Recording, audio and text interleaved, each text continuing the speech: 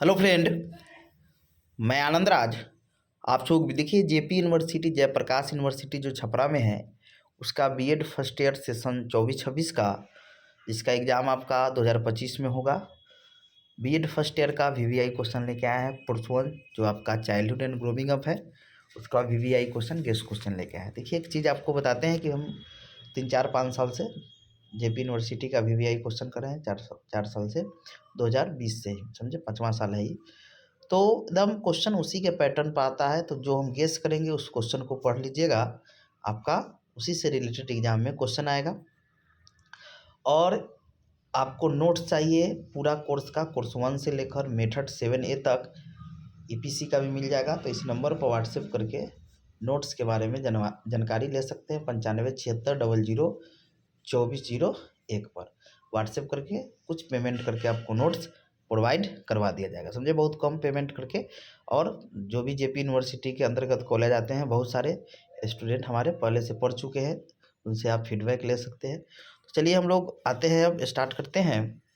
लिखा है JP university Chhapra BEd first year VVI question 2025, session हो गया आपका 2024 से 26, course 1 childhood and grooming up. देखिए, लिखा है यूनिट 1 में 5 यूनिट आपका रहेगा, जिसमें आपको प्रत्येक यूनिट में 2-2 क्वेश्चन दिया जाएगा एग्जाम में। आपको क्या करना है कि प्रत्येक यूनिट से एक एक प्रश्न का चयन करते हुए कुल 5 प्रश्नों का जवाब देना है। 80 नंबर का ये पेपर होगा, 20 नंबर आपके कॉलेज से मिलेगा। 80 में आपको 36 नंबर पासिंग नंबर होता है, और आपका एक क्वेश्चन 16 नंबर का रहेगा, समझे। ये सब चीज़ तो आप जानते ही हैं। तो चलिए हम यूनिट 1 में स्टार्ट करते हैं। पहला क्वेश्चन है, देखिए, इसमें 2 क्वेश्चन आपका आएगा, एक बाल्यावस्था से और एक आपके वैज्ञानिक से रिलेटेड पूछा जाता है, जिसमें एरिक्सन, कोहलबर्ग और आपका पियाजे। तो पिछले बार आपका 2024 में एरिक्सन पूछ दिया है, तो इस बार पियाजे आएगा या कोहलबर्ग आएगा। तो पियाजे देखिए कि पियाजे ज़्यादा भी आई है। तो क्वेश्चन है कि पियाजे के संज्ञानात्मक विकास के सिद्धांत की चर्चा करें, यानी discuss Piggott theory of cognitive development, यानी पियाजे के संज्ञानात्मक विकास सिद्धांत की चर्चा करें।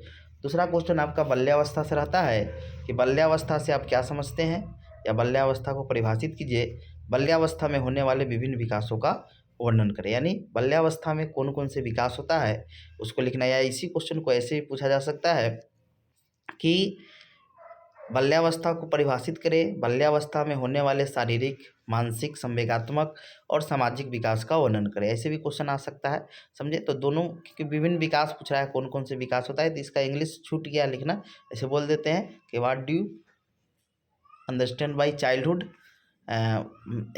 Discuss the major development of childhood, समझ गया। मतलब विभिन्न इसके मुख्य विशेष मतलब विकास का वर्णन करना है।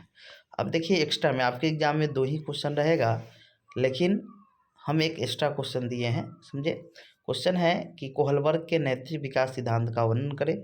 यही 3 क्वेश्चन पढ़ लीजिए, इसी में से आपके एग्जाम में यूनिट 1 में क्वेश्चन रहेगा। पियाजे पढ़ लीजिए, बाल्यावस्था तो पढ़ ही की रहिए, क्वेश्चन बाल्यावस्था से आपका एग्जाम में रहेगा ही रहेगा, और कोहलबर्ग के नैतिक विकास सिद्धांत का वर्णन करें। 3 क्वेश्चन पढ़ लीजिए, यूनिट 1 आपका कंप्लीट। अब आते हैं यूनिट 2 में, आपका किशोरावस्था और वृद्धि विकास से क्वेश्चन पूछता है। क्वेश्चन है किशोरावस्था को परिभाषित कीजिए। किशोरावस्था आंधी और तूफान का काल है, चर्चा करें, यानी define adolescence. Adolescence is a period of storm and stress, समझे। बहुत वीवीआई क्वेश्चन है कि किशोरावस्था से क्वेश्चन आपके एग्जाम में, मतलब 2 क्वेश्चन है, तो एक किशोरावस्था से, एक वृद्धि विकास से रहता है। दूसरा क्वेश्चन है कि किशोरावस्था के समस्याओं के निराकरण में शिक्षक और परिवार की भूमिका का वर्णन करें, यानी discuss the role of teacher and family in solving the problem of adolescence, यानी जो दिक्कत होता है, जो समस्या है किशोरावस्था में, उसके निराकरण मतलब ख़त्म करने में, उसका समाधान करने में परिवार और शिक्षक की क्या भूमिका होती है, इसके बारे में 2 क्वेश्चन आपके एग्जाम में रहेंगे। लेकिन हम एक एक्स्ट्रा क्वेश्चन दिए हैं कि वृद्धि एवं विकास से आप क्या समझते हैं, इसके प्रभावित करने वाले कारक और इसके विभिन्न सिद्धांतों को लिखिए। बहुत वीवीआई क्वेश्चन है, इसको पढ़ लीजिएगा। यानी what do you mean by growth and development, it discuss about different principle and factor affecting, यानी 3 क्वेश्चन यूनिट 2 में पढ़ लीजिएगा। किशोरावस्था को परिभाषित कीजिए, किशोरावस्था आंधी एवं तूफान का काल है, चर्चा करें, किशोरावस्था की समस्या के निराकरण में शिक्षक और परिवार की भूमिका, और एक्स्ट्रा में है वृद्धि विकास से आप क्या समझते हैं, इसके प्रभावित करने वाले कारक, इसके विभिन्न सिद्धांतों को लिखे। 3 क्वेश्चन देख लीजिएगा, यूनिट 1 कंप्लीट। यानी बाल्यावस्था, किशोरावस्था पढ़ लीजिएगा, तब भी आपका यूनिट 1 और 2 कंप्लीट हो जाएगा। लेकिन आपको जो बताया वो पढ़ लीजिएगा तो आपको कोई भी क्वेश्चन नहीं छूटेगा। अब आते हैं यूनिट 3 में सामाजिकरण से क्वेश्चन पूछा जाता है। तो क्वेश्चन है सामाजिकरण से आप क्या समझते हैं? सामाजिकरण की प्रक्रिया में परिवार, समाज, विद्यालय तथा धार्मिक समूह के प्रभावों का वर्णन करें। यानी what do you understand by socialisation? Describe the process of socialisation in context of family, society, school and religious group.